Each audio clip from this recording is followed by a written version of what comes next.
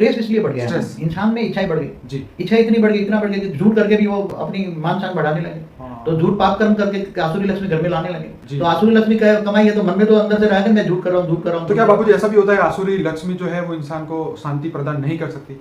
आसुरी लक्ष्मी सुख नहीं देती, दैवी लक्ष्मी सुख देती है। Okay. लक्ष्मी के 8 प्रकार है। जो दैवी लक्ष्मी है, जी। जो मेहनत से पसीने से कमाई हो, भले थोड़ी हो कम हो, जी। सिर्फ दाल रोटी मिले, जी जी इसलिए कहते हैं दाल रोटी खाओ प्रभु के गुण गाओ।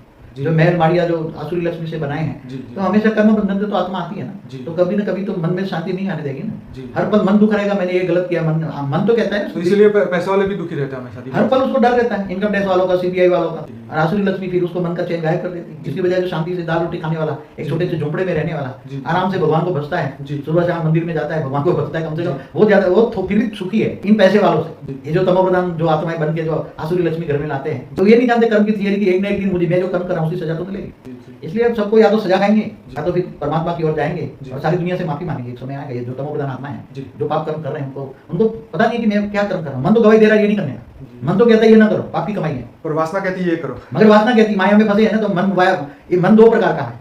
मन कभी कहता है कि तुम ये काम ना करो, मगर वासना रूपी मन कहता है तुम ये पाप की कमाई लाओ और मान शान करो, मान शान कमाओ।